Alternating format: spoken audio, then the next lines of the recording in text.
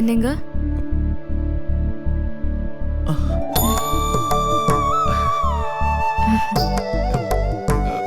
போவலையா?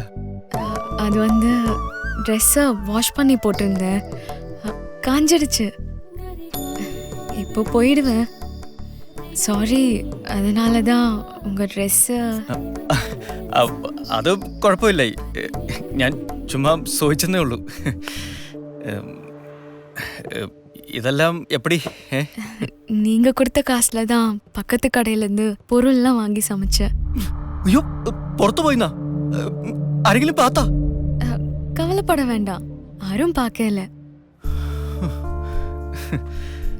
சாப்பிடலண்டா சாப்பிடுங்கோ, പിടിക്കുമാണ്ട് തെരിയില്ല, എൻ്റെ ഒരു സ്റ്റൈല്.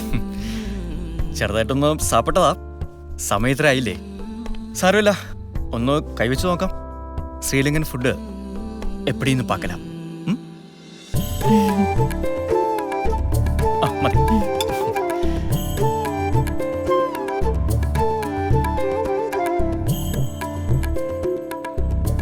വാ, കിഡില്, நல்லா இருக்கு. நீங்க சாப்பிடுங்க, நான் ட்ரெஸ் மாற்றி கொண்டு வரேன்.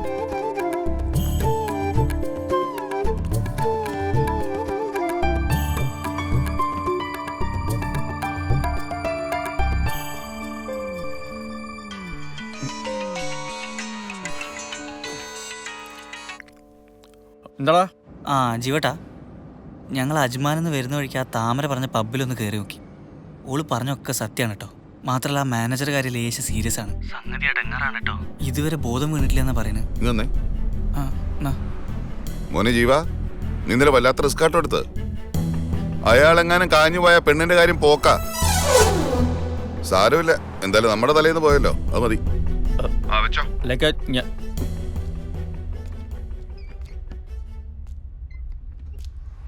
நான் ரெடி.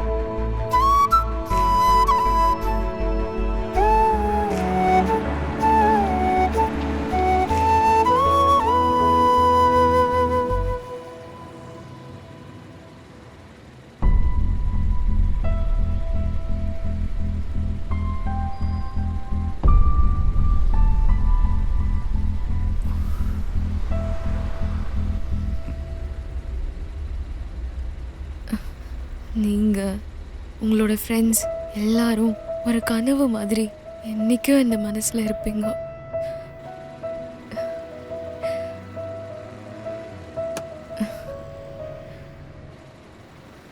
போகட்டுமா?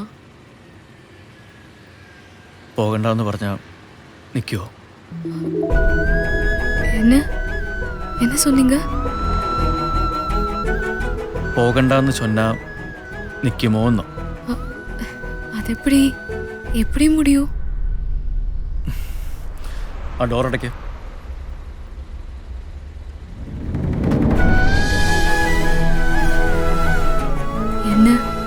என்ன செய்ய போறீங்க? നിന്നെ അങ്ങനെ ഇപ്പോ പോലീസിന് വിട്ടുകൊടുക്ക മാട്ടേന്ന്. പുരിഞ്ഞതാ?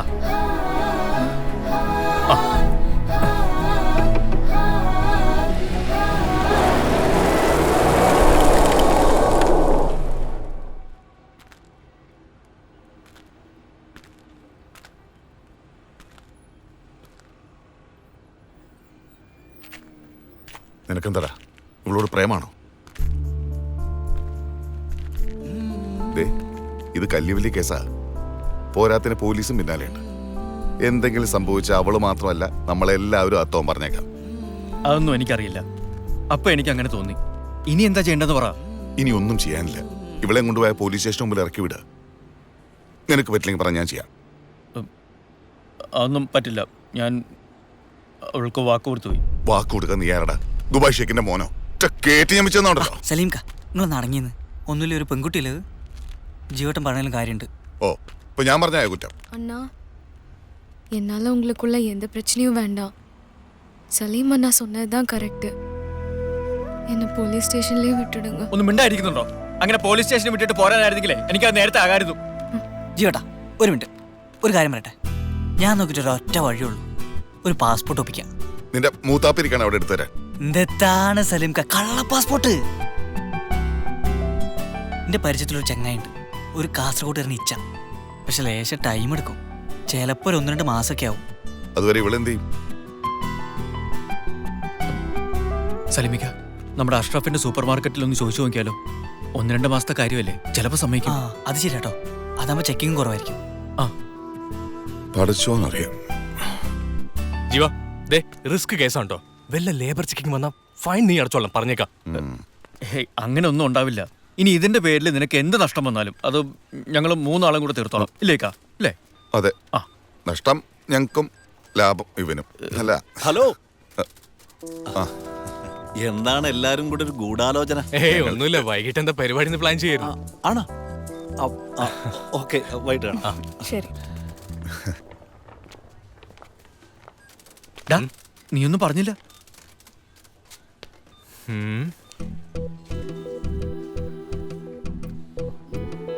ഒരു കാര്യം ചെയ്യാം, ഏതായാലും ഇവിടെ നിർത്താൻ പറ്റില്ല. ഗോഡൌണില് ഫ്രൂട്ട്സും വെജിറ്റബിൾസ് ഒക്കെ പാക്ക് ചെയ്യുന്ന കുറച്ച് ഫിലിപ്പീനി പെണ്ണുങ്ങളുണ്ട്, അവിടെ നിർത്താൻ നോക്കാം. അത് മതി മതി. ആ. അതാകുമ്പോ ഇവിടെ അടുത്ത് തന്നെയാണ് താമസം. ആ, ആള് വണ്ടിയിലുണ്ട്. നീ എവിടാന്ന് വെച്ചാൽ പറഞ്ഞാൽ മതി, ഞങ്ങൾ കൊണ്ടുചെന്നാക്കാം. അളോ, ഇന്നൊന്നും പറ്റില്ല. എടാ, വാപ്പയുണ്ട്. വാപ്പ ഉമ്മ കഴിഞ്ഞ് നേരെ ഇങ്ങോട്ടാ വന്നത്. പുള്ളിക്കാരൻ ഈ ബുധനാഴ്ച രാവിലെ അങ്ങ് പോയിക്കോളൂ. അത് കഴിഞ്ഞൊരു 11 മണിയാവുമ്പോ നിങ്ങൾ അവളെ കൊണ്ട് ഇങ്ങ് പോര്.